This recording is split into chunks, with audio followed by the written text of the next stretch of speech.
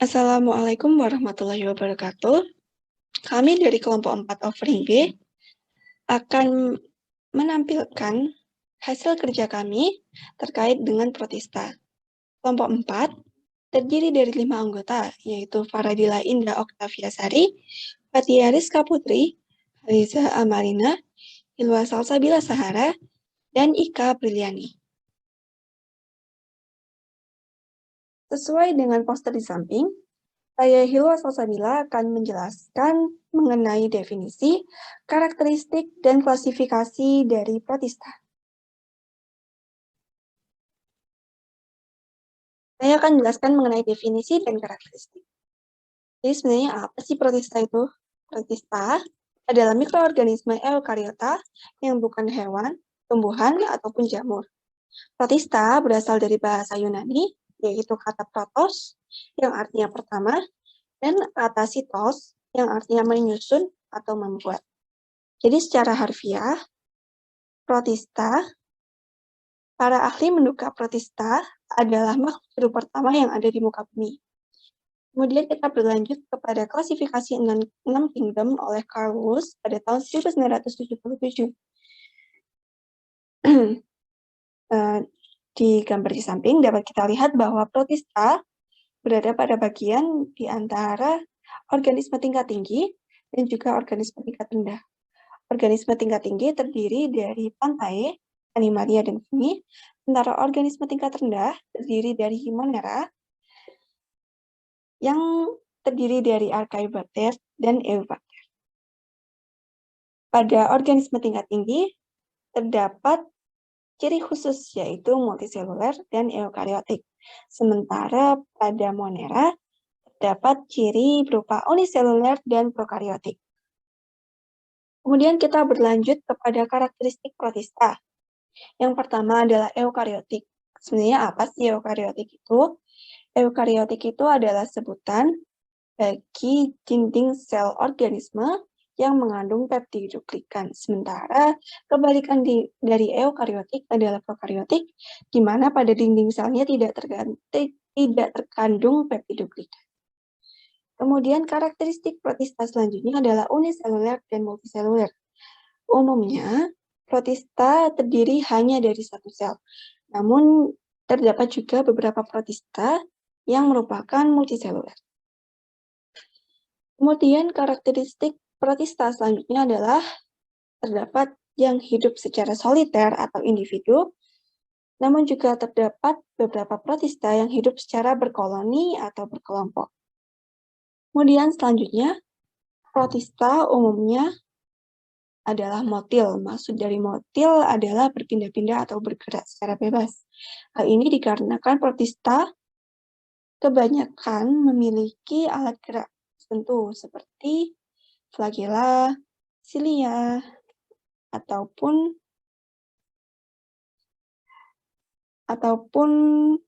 kaki semu. Selanjutnya adalah karakteristik protista, yaitu anaerob dan anaerob. Umumnya, protista merupakan aerob. Namun, terdapat juga beberapa protista yang anaerob. Kemudian, karakteristik protista selanjutnya adalah dapat hidup secara bebas, namun terdapat juga yang hidup secara simbiosis, baik itu simbiosis mutualisme maupun parasitisme. Selanjutnya adalah karakteristik protista berupa reproduksinya, cara reproduksinya, yaitu secara seksual maupun aseksual. Secara seksual, contohnya dapat melalui pemutahan biner, sementara secara aseksual dapat melalui konjugasi. Dan karakteristik protista yang terakhir adalah umumnya mikroskopis, walaupun terdapat beberapa protista yang dapat kita lihat secara langsung tanpa melalui mikroskop. Berdasarkan kemiripannya dengan organisme tingkat tinggi, protista diklasifikasikan menjadi 3 kelas, yaitu protista mirip tumbuhan atau biasa kita sebut dengan algae, kemudian protista mirip hewan atau bisa kita sebut dengan protozoa, dan yang terakhir adalah protista mirip jamur. Protista mirip tumbuhan atau algae tidak memiliki ciri pokok tumbuhan sehingga para ahli mengelompokkan algae ke dalam protista. Ciri dari algae adalah ada yang uniseluler dan multiseluler. Kemudian algae merupakan tumbuhan bertalus dan berklorofil. Maksud dari bertalus adalah tidak memiliki batang, daun, dan akar sejati. Kemudian algae memiliki pigmen fotosintetik selain dari klorofil. Kemudian algae diklasifikasikan lagi menjadi 6 berdasarkan warna dominan dan pigmen fotosintesisnya. Yang pertama adalah rhodophyta atau gangan merah, kemudian ada phaeophyta atau gangan coklat, chlorophyta atau gangan hijau, chrysophyta atau gangan keemasan, pyrophyta atau gangan api, dan yang terakhir adalah euglenophyta atau gangan bersel satu. Untuk lebih lengkapnya dapat kita lihat melalui tabel di samping. Kemudian ada yang selanjutnya ada protista mirip hewan atau bisa kita sebut dengan protozoa. Berasal dari bahasa Yunani, protos artinya pertama dan zoon artinya hewan. Seperti yang tadi sudah saya sampaikan bahwa protista diduga merupakan makhluk hidup pertama yang ada di muka bumi. Kemudian sifatnya seperti hewan, namun protozoa merupakan hewan bersel tunggal atau uniseluler. Kemudian kita berlanjut kepada ciri dari protozoa. Protozoa adalah uniseluler dengan ukuran 10 sampai 200 mikrometer. Kemudian protozoa tidak memiliki dinding sel dan umumnya adalah heterotrof yang artinya menggantungkan makanan atau nutrisinya pada makhluk hidup lain. Kemudian protozoa terdapat pula yang hidup bebas, namun terdapat pula yang hidup secara parasit. Kemudian yang terakhir adalah protozoa umumnya memiliki alat gerak. Alat gerak ini dijadikan sebagai klasifikasi dari protozoa, sehingga protozoa terbagi menjadi 4 filum. Yang pertama adalah Rhizopoda, yaitu protozoa yang bergerak dengan alat gerak berupa kaki semu. Contohnya adalah amoeba. Kemudian selanjutnya adalah Flagellata, yaitu protozoa yang bergerak. Untuk yang selanjutnya yaitu klasifikasi dan struktur dari protista. Jadi protista ini dikelompokkan menjadi 3 kelompok. Yang pertama ada protista mirip tumbuhan, yang kedua ada protista mirip hewan, dan yang ketiga ada protista mirip jamur. Untuk yang pertama yaitu protista mirip tumbuhan. Protista mirip tumbuhan ini disebut juga dengan alga atau ganggang. Protista jenis ini bersifat autotrof, yang artinya memiliki klorofil dan dapat memasak makanannya sendiri. Protista mirip tumbuhan ini memiliki beberapa jenis, yaitu ada Chrysophyta, Euglenophyta, Pyrophyta, Chlorophyta, Phaeophyta, Rhodophyta, dan Basilaryophyta. Dari masing-masing jenis ini memiliki bentuk yang berbeda, namun strukturnya kurang lebih sama, yaitu sebagai berikut.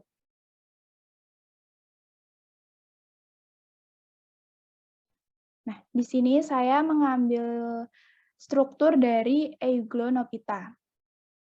Yang pertama yaitu ada flagella. Flagella ini tumbuh pada ujung anterior, fungsinya sebagai alat gerak. Lalu selanjutnya yaitu ada stigma. Stigma atau eye spot atau bintik mata, ini berwarna merah menonjol di dekat dasar flagella. Stigma ini berperan dalam fototaksis. Lalu selanjutnya ada reseptor cahaya. Reseptor cahaya ini berbentuk seperti pembengkakan pada bagian dasar flagella. Reseptor cahaya berfungsi dalam sensitivitas cahaya. Lalu selanjutnya ada vakuola kontraktil. Vakuola kontraktil ini berfungsi mengeluarkan kelebihan air dalam sel. Dan yang selanjutnya ada badan Golgi. Nah, terletak di antara inti dan vakuola kontraktil. Nah, ini terdiri dari tumpukan vesikel berbentuk cakram. Lalu selanjutnya ada kloroplas yang berwarna hijau. Ini merupakan tempat fotosintesis dan organel penghasil energi. Selanjutnya ada mitokondria. Nah, mitokondria ini berfungsi sebagai tempat memproduksi energi. Selanjutnya ada retikulum endoplasma.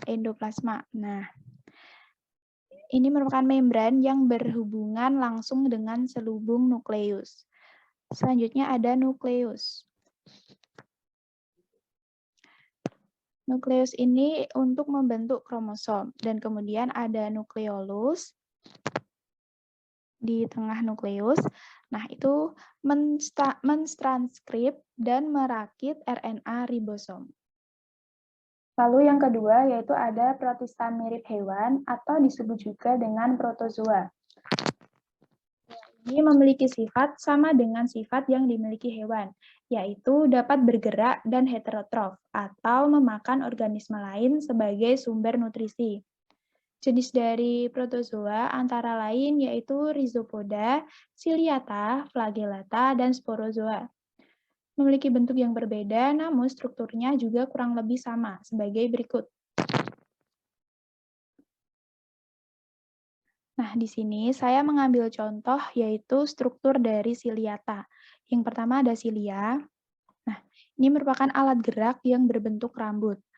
Kemudian yang kedua ada vakuola kontraktil. Vakuola kontraktil ini berfungsi menjaga keseimbangan air. Kemudian ada mikronukleus. Ini berperan dalam reproduksi seksual atau generatif. Sedangkan makronukleus berperan dalam metabolisme dan reproduksi aseksual atau vegetatif. Kemudian ada celah mulut. Celah mulut ini untuk memasukkan partikel makanan. Kemudian ada mulut sel yang merupakan saluran pendek. Lalu ada vakuola makanan. Ini biasa disebut juga dengan usus atau organel pencernaan makanan. Kemudian ada lubang anus. Lubang anus ini biasa disebut dengan sitopige untuk mengeluarkan air hasil dari osmoregulasi oleh vakuola kontraktil. Nah, yang terakhir merupakan protista mirip jamur. Protista mirip jamur ini bukan merupakan jamur sejati, karena memiliki susunan sel, cara reproduksi, dan siklus hidup yang berbeda dari jamur. Beberapa protista mirip jamur antara lain ada Myxomycota, kemudian Acrasiomycota, dan ada Oomycota. Nah, ini merupakan gambar dari Myxomycota. Kemudian yang di tengah ini adalah gambar dari Acrasiomycota. Kemudian yang paling kanan sendiri adalah gambar dari Oomycota.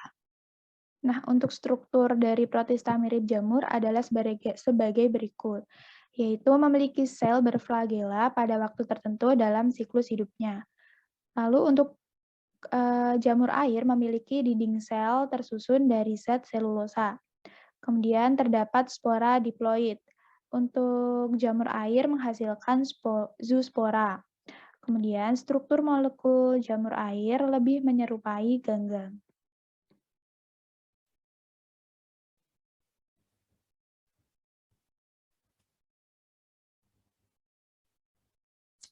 Baik, yang selanjutnya saya akan menjelaskan terkait protozoa berdasarkan alat geraknya yang berupa pseudopodia atau kaki semut, yaitu Rhizopoda. Salah satu contohnya adalah amoeba. Amoeba adalah genus yang dimiliki protozoa yang merupakan eukariota uniselular. Amoeba berasal dari kata Yunani amoibe yang berarti perubahan. Salah satu penyakit yang disebabkan oleh amoeba adalah disentri amoeba. Disentri amoeba anaerob penyakit infeksi saluran pencernaan akibat tertelannya kista entamoeba histolytica, yang merupakan mikroorganisme anaerob bersel tunggal dan bersifat patogen. Jenis disentri ini biasanya ditemukan di daerah tropis dengan sanitasi yang buruk. Disentri amoeba biasanya memiliki masa inkubasi kurang lebih 10 hari setelah paparan, yang menyebabkan diare disertai darah atau lendir. Selain itu, terdapat beberapa gejala disentri lainnya, seperti sakit perut, demam dan menggigil, mual atau muntah, sakit saat buang air besar, pendarahan pada rektum, kehilangan nafsu makan, serta penurunan berat badan. Manusia terinfeksi ehistolitika karena mengkonsumsi makanan dan minuman yang terkontaminasi telur parasit. Parasit juga dapat masuk ke dalam tubuh manusia melalui kontak langsung dengan feses penderita disentri. Telur tersebut merupakan bentuk inaktif dari ehistolitika yang dapat hidup selama beberapa bulan di tanah maupun lingkungan sekitar. Secara mikroskopis, telur tersebut terlihat terdapat di tanah, pupuk, maupun air yang terkontaminasi feses penderita. Penularan penyakit juga dapat terjadi pada seks anal, seks oral anal, dan irigasi kolon. Setelah telur parasit masuk ke tubuh manusia, selanjutnya akan berubah menjadi bentuk aktif di saluran cerna dan berkembang biak serta bermigrasi ke usus besar. Di usus besar, parasit selanjutnya akan menyebabkan peradangan dan kerusakan jaringan. Untuk mendiagnosis penyakit ini, dokter biasanya akan menanyakan gejala dan melakukan pemeriksaan sampel feses. Dari pemeriksaan tersebut juga akan diketahui penyebab utama disentri, apakah bakteri atau amuba. Selanjutnya, yaitu cara penanganan yang dapat dilakukan pada pasien disentri. Biasanya akan diberikan metronidazole untuk dikonsumsi selama 10 hari. Dokter juga akan memberikan antimual jika diperlukan. Nah, guna mencegah terjadinya disentri amuba, satu-satunya cara yang bisa dilakukan yaitu dengan memastikan bahwa apa yang kita makan atau minum telah terjamin kebersihannya dan dimasak dengan benar, serta mencuci tangan dengan bersih secara teratur karena amuba dapat bertahan untuk waktu yang lama di luar tubuh. Selanjutnya akan dijelaskan oleh rekan saya. Baik, yang selanjutnya adalah saya akan menjelaskan tentang Plasmodium, yang meliputi definisi, siklus hidup, struktur, dan penyakit yang disebabkan oleh Plasmodium, yaitu malaria.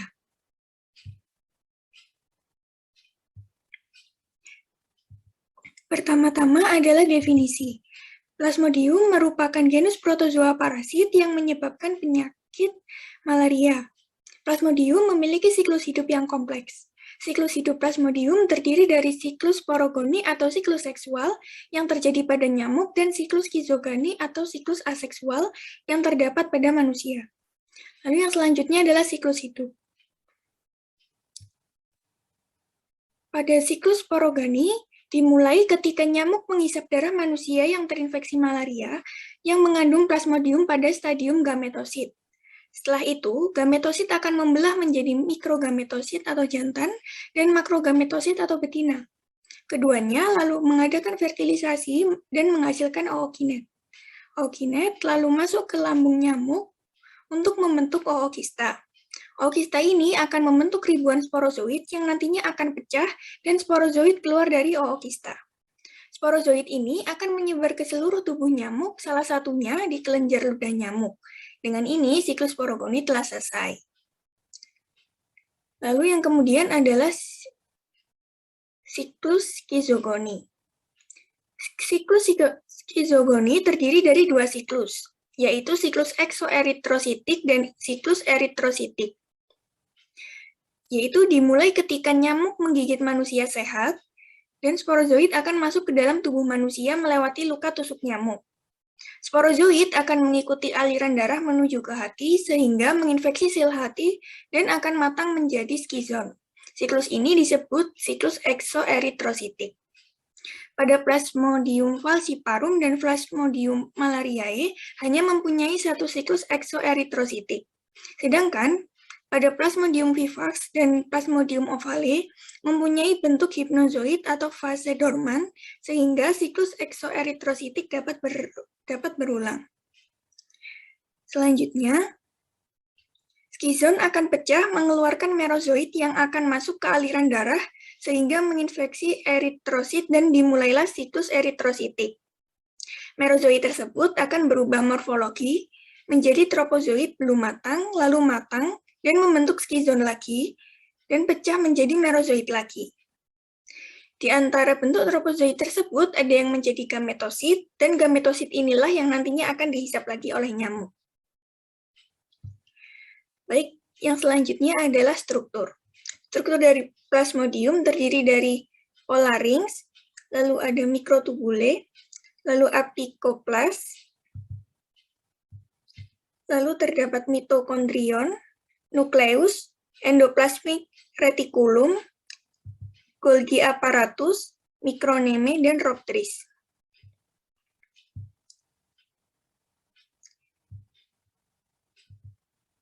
Baik, yang selanjutnya adalah penyakit malaria. Penyakit malaria merupakan penyakit yang disebabkan oleh parasit Plasmodium.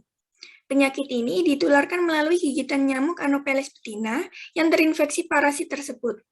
Selain melalui gigitan nyamuk, malaria dapat menjangkit manusia melalui donor organ, transfusi darah, berbagi pemakaian jarum suntik, dan janin yang terinfeksi dari ibunya. Di Indonesia, penyakit ini tergolong endemi karena terdapat beberapa daerah yang masih banyak menderita malaria, terutama di wilayah Maluku, Nusa Tenggara Timur, Sulawesi, Papua Barat, serta di sebagian wilayah Kalimantan dan Sumatera. Untuk penyebabnya, penyakit malaria disebabkan oleh beberapa jenis Plasmodium, yakni Plasmodium vivax, Plasmodium ovale, Plasmodium malariae, dan Plasmodium falciparum. Dari keempat jenis parasit penyebab malaria tersebut, hanya 2 jenis parasit yang paling banyak ditemukan kasusnya di Indonesia, yaitu Plasmodium vivax dan Plasmodium falciparum. Plasmodium vivax menyebabkan malaria yang cenderung menimbulkan gejala yang lebih ringan. Parasit ini dapat bertahan di organ hati dalam jangka waktu beberapa bulan atau tahun. Walaupun tergolong ringan, malaria yang disebabkan oleh parasit ini dapat kambuh ketika daya tahan tubuh menurun karena parasit dapat aktif kembali. Sedangkan pada Plasmodium falciparum menyebabkan malaria yang tergolong paling berbahaya karena dapat menimbulkan berbagai komplikasi, kejang, hingga koma. Malaria jenis ini menjadi salah satu penyebab kematian akibat malaria tertinggi di dunia. Lalu yang selanjutnya adalah gejala. Gejala malaria mulai muncul setidaknya dalam kurun waktu 10 hingga 15 hari setelah tergigit nyamuk Anopheles ataupun terpapar.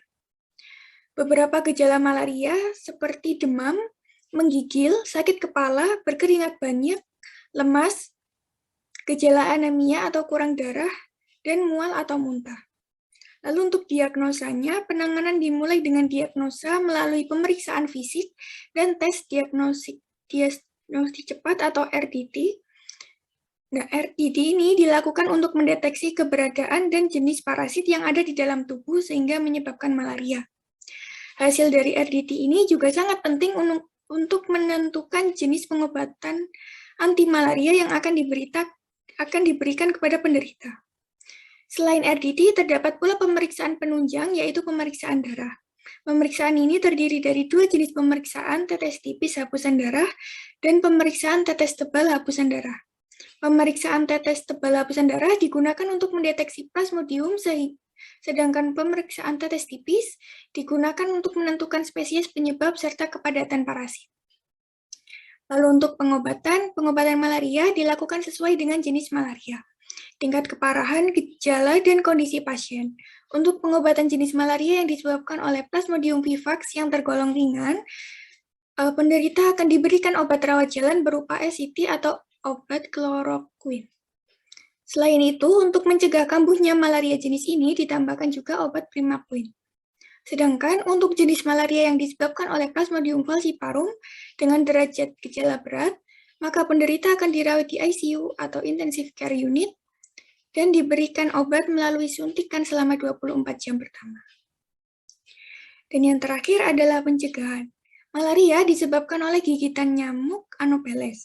Oleh karena itu, pencegahannya adalah dengan merubah pola perilaku manusia agar nyamuk tidak muncul, yaitu dengan menggunakan kelambu ketika tidur, menggunakan pakaian panjang ketika beraktivitas, melakukan 3M atau menguras penampungan air, mengubur barang bekas, dan mendaur ulang barang bekas, dan rutin melakukan fogging massal di daerah dengan tingkat malaria yang tinggi minimal sebulan sekali.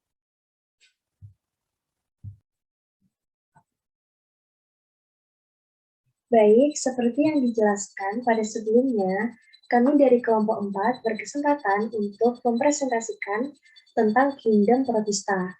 Jadi, Protista itu dibagi menjadi 3, yaitu yang pertama adalah Protista mirip hewan yang disebut dengan protozoa.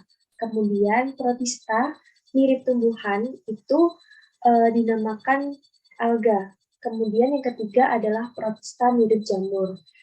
Kemudian dari ketiga protista tersebut, kelompok kami akan membahas tentang protista mirip hewan, yaitu protozoa. Nah, berdasarkan alat geraknya, protozoa ini dibagi menjadi 4. Yang pertama ada Rhizopoda, yang kedua ada Flagella, yang ketiga ada Ciliata, dan yang keempat ada Sporozoa. Nah, saya di sini akan menjelaskan tentang sporozoa. Nah, sporozoa itu contohnya adalah Plasmodium sp dan Toxoplasma gondii.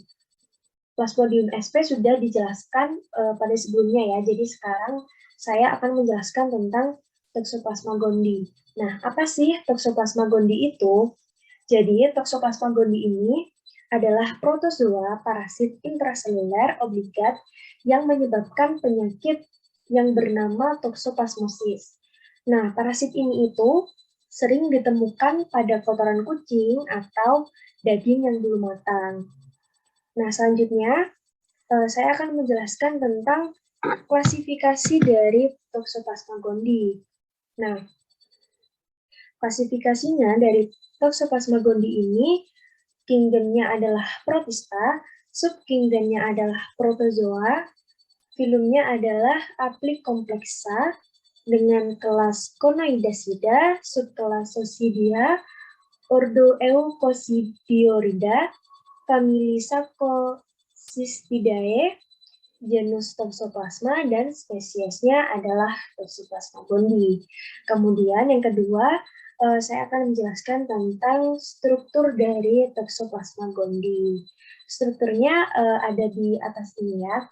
Nah, Toxoplasma gondii ini dibungkus oleh yang namanya membran plasma. Kemudian yang bulat lingkaran merah itu namanya adalah nukleus. Kemudian di atas nukleus itu yang warna coklat adalah retikulum endoplasma.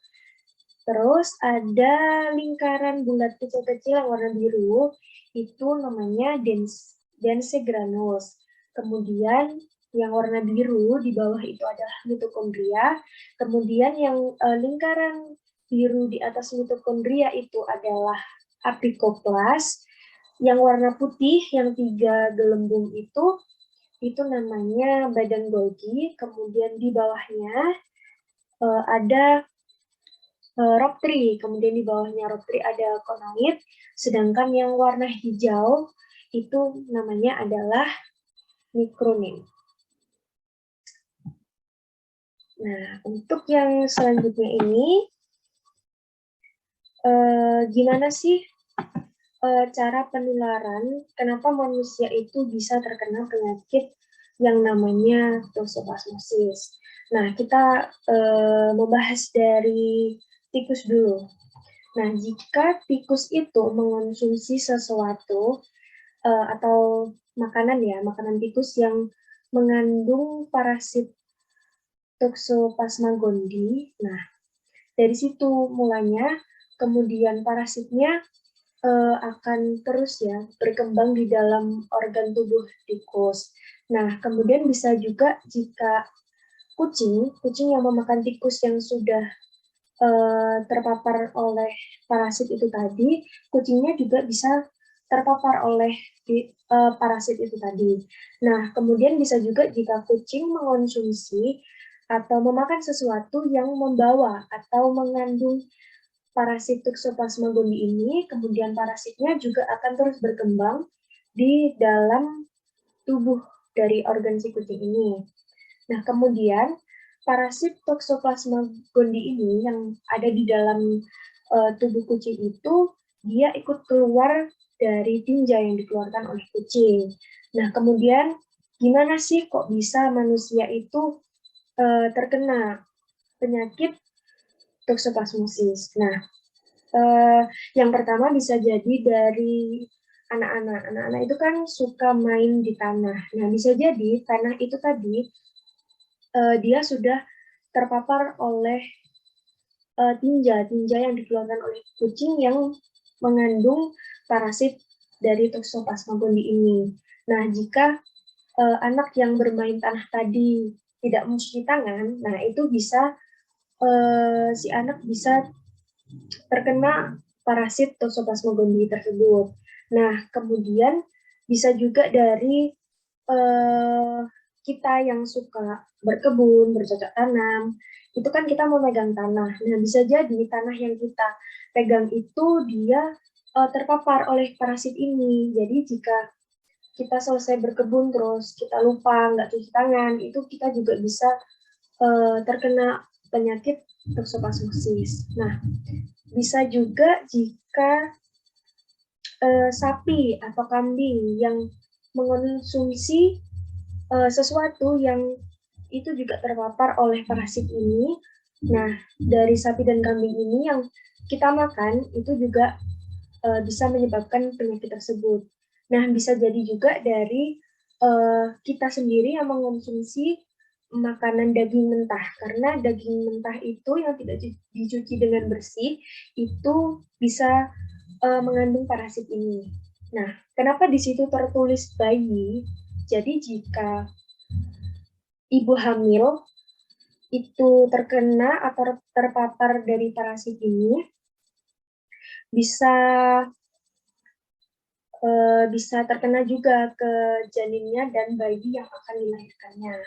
Nah, jadi itu adalah cara penularan dari parasit Toxoplasma gondii ini dan menyebabkan penyakit toksoplasmosis. Nah, gimana sih gejala umumnya?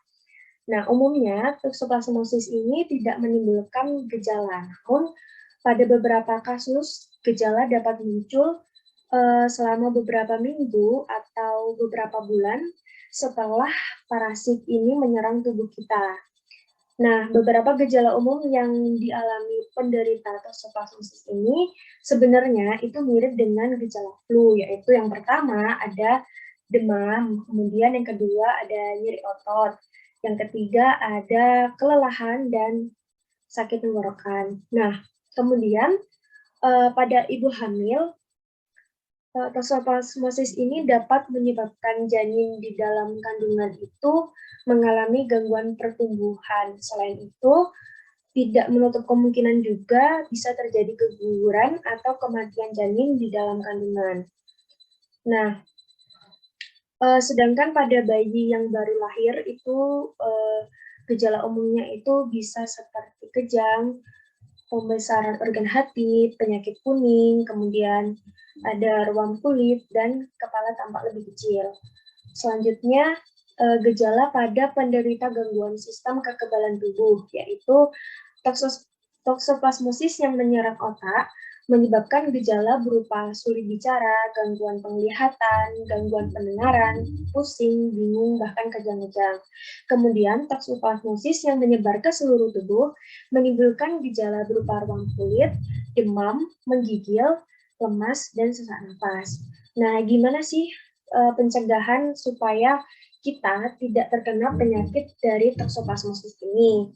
Yaitu yang pertama, membersihkan daging mentah dengan baik. Jadi sebelum kita mengonsumsi daging, usahakan kita untuk membersihkan daging itu dengan bersih dan memasaknya dengan benar ya. Jadi harus dengan tingkat kematangan yang benar. Kemudian yang kedua, mencuci tangan setelah berkebun atau memegang tanah. Kemudian menghindari makanan daging yang kurang matang. Lalu ada menutup sajian makanan, yaitu menutup sajian makanan yang berada di meja makan dengan tudung saji. Kemudian jika ingin mengonsumsi sayuran, kita juga harus membersihkan dahulu sebelum kita masak dan kita konsumsi, supaya terhindar dari parasit atau bakteri yang menempel pada sayur. Kemudian cuci tangan setelah memegang kucing. Kalau misalnya kita punya peliharaan kucing, setelah kita bermain dengan kucing, jangan lupa untuk cuci tangan. Kemudian memberi makanan kucing dengan makanan kering atau kaleng. Nah, sekian yang bisa saya jelaskan terkait Toxoplasma gondii, dan sekian juga presentasi dari kelompok 4, kurang lebihnya mohon maaf.